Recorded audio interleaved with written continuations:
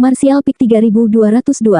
Di dalam istana megah, Luan Feng yang mengenakan mahkota burung phoenix duduk di kepala aula, tidak bergerak sama sekali. Di bawah mereka, seorang pria mondar-mandir dengan ekspresi cemas di wajahnya, sesekali menoleh untuk melihat keluar seolah-olah dia sedang menunggu sesuatu. Pria ini memiliki sosok yang indah dan mengenakan jubah hitam panjang. Rambut hitamnya diikat dengan santai menjadi sanggul dengan jepit rambut giok. Dia adalah salah satu dari 3 yang mulia dari tanah liar kuno, Changgou. Untuk beberapa alasan, Yang Mulia Suci Barat yang biasanya tenang dan tenang tampaknya sangat bermasalah. Setelah berjalan-jalan seperti lalat tanpa kepala untuk beberapa saat, Luan Feng akhirnya tidak tahan lagi dan mengusap dahinya. Duduklah, kau membuatku pusing. Changgou berhenti dan menatap Luan Feng dengan sedih dan marah. Mengapa dia ada di sini lagi? Katakan padaku, mengapa dia datang ke sini lagi? Luan Feng berkata dengan lemah, jika kamu bertanya kepada saya, kepada siapa saya harus bertanya? Kudengar dia pergi ke wilayah utara untuk mendirikan semacam istana. Istana surga tinggi. Itu benar, istana surga tinggi. Changgou bertepuk tangan, kudengar dia baik-baik saja di Northern Territory. Jika dia tidak berada di Northern Territory, apa yang dia lakukan di sini di Eastern Territory?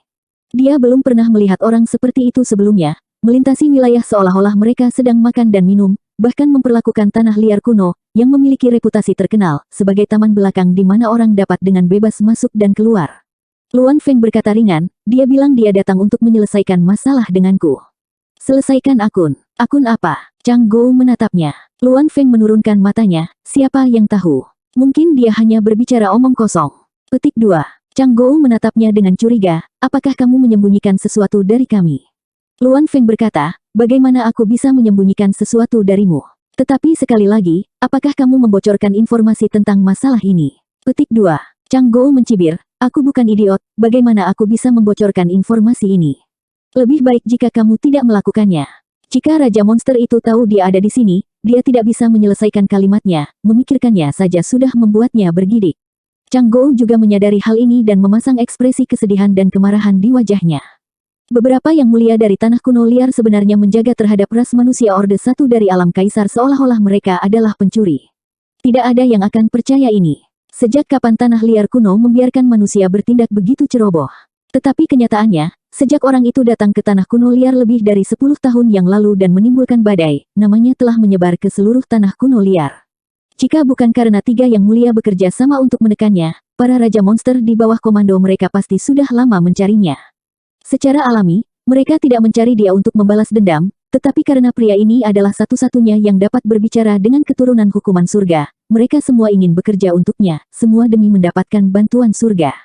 Keturunan hukuman ketika gerbang darah dibuka lagi. Hanya dengan begitu mereka dapat mengembalikan kemuliaan leluhur mereka dan berubah menjadi roh suci.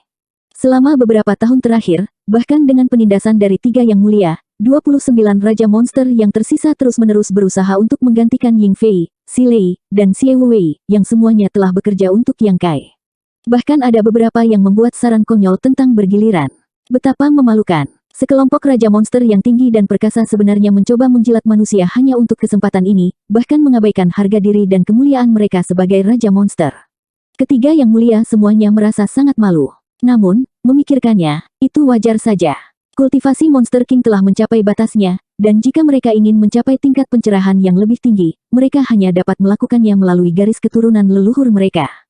Sebagian besar ras monster di tanah kuno liar memiliki garis keturunan Roh Kudus kuno, kurang lebih. Jika mereka bisa mendapatkan bantuan dari keturunan hukuman surga, peluang mereka untuk menjadi Roh Kudus cukup tinggi. Karena itu, meskipun ketiga yang mulia mengharapkan yang lebih baik dari mereka, mereka tidak dapat menghukum mereka. Untungnya, setelah lebih dari 10 tahun, Raja Monster berangsur-angsur menjadi tenang dan tidak ada masalah yang terjadi. Luan Feng sekarang sangat senang bahwa dia telah memilih untuk menghancurkan formasi hukum luar angkasa. Jika Yang Kai benar-benar pergi ke tanah liar kuno setiap 2 atau 3 hari, 3 yang mulia akan dengan cepat menjadi yang mulia. Pada saat itu, tidak akan ada yang bisa diandalkan, dan para Raja Monster akan pergi ke Istana Surga Tinggi wilayah utara. Bagaimana dengan Komandan Monster yang melaporkan ini? Changgou tiba-tiba teringat sesuatu dan terkejut. Berita kemunculan kembali Yang Kai di tanah kuno liar tidak dapat disebarkan, jika tidak, tanah kuno liar yang tenang ini kemungkinan akan berubah lagi. Dia dikurung, jawab Luan Feng. Bagaimana mungkin dia tidak memikirkan ini? Setelah Komandan Monster Tanduk Kembar datang untuk melaporkan berita itu, dia segera menempatkannya di bawah tahanan rumah, takut berita itu akan bocor. Bagus, Changgou menghela nafas lega. Apakah kamu sudah menyiapkan apa yang aku minta untuk kamu persiapkan? Luan Feng menatapnya. Chang Gou membalik tangannya dan segera mengeluarkan 3 cincin luar angkasa. Mereka semua ada di sini, apakah kita benar-benar akan menyia-nyiakan kekayaan kita untuk menghindari bencana? Lalu apalagi yang kamu inginkan? Luan Feng sangat sadar bahwa dia telah menghancurkan formasi hukum luar angkasa yang Kai telah bekerja keras untuk berbaring, jadi tidak mungkin baginya untuk tidak memberinya penjelasan. Metode paling sederhana dan paling efektif adalah secara alami menggunakan kekayaannya untuk menghindari bencana, tetapi dia tidak mampu membayar untuk ini sendirian. Bagaimanapun, masalah ini menyangkut seluruh tanah kuno liar, jadi tidak satu pun dari dua yang mulia lainnya yang bisa melarikan diri. Chang Gou merasa sedikit sedih saat dia berkata, meskipun tanah liar kuno kita kaya, itu tidak dapat menahan penjarahannya yang terus-menerus. Terakhir kali, dia mengambil banyak hal baik. Itu hanya beberapa batu dan tumbuhan, mereka tidak banyak berguna untuk ras monster tanah liar kunoku. Jika kita memberikannya padanya, kita akan memberikannya padanya, atau, mata indah Luan Feng berkilat saat cahaya dingin menyinari mereka, kita akan menemukan kesempatan untuk membunuhnya. Chang Gou terkejut, sama sekali tidak. Ide gila macam apa ini? Jika mereka benar-benar membunuh orang itu, bagaimana mungkin keturunan hukuman surga membiarkannya begitu saja? Kematian Si Huo masih segar dalam ingatan mereka, seperti kemarin, ketika keturunan hukuman surga mengambil asal Si Huo, membunuh roh suci seperti memotong melon dan memotong sayuran. Siapa yang berani memprovokasi dia? Ini adalah musuh alami semua roh suci, sama seperti hubungan antara kucing dan tikus. Dia tidak pernah mempertimbangkan apakah dia bisa membunuh orang ini atau tidak. Jika dia benar-benar memiliki niat seperti itu, bagaimana mungkin ketiga yang mulia tidak dapat membunuh alam kaisar tingkat pertama? Namun, bagaimana mereka berani membunuhnya? Fan Wu Kelabang Buddha ada di sini, Luan Feng tiba-tiba mendongak. Sosok tinggi masuk dari luar dan mendarat di depan mereka berdua. Dia mengenakan mahkota berbulu dan mengenakan jubah hijau yang layak, tetapi wajahnya sehitam dasar pot. Melihat Chang Gou dan Luan Feng, dia bertanya, apakah dia di sini lagi? Luan Feng mengangguk sedikit. Fan Wu menghela nafas panjang, kesengsaraan. Tidak pernah terpikir olehnya bahwa manusia biasa dapat menyebabkan seluruh tanah kuno liar jatuh ke dalam kekacauan. Jika kekuatan manusia ini benar-benar kuat, maka biarlah, tetapi keterampilannya lebih rendah dari mereka. Meskipun roh suci sangat kuat, itu bukan tanpa lawan. Sayangnya, kekuatan manusia ini tidak besar, dan dia bahkan tidak memiliki niat untuk menjadi musuh tanah kuno liar, tetapi keberadaannya sendiri sudah cukup untuk membahayakan kedamaian seluruh tanah kuno liar. Kapan beberapa yang mulia dari tanah kuno liar pernah merasa begitu sedih? Mereka tidak bisa melawan, tidak bisa membunuh, dan tidak bisa berbuat apa-apa.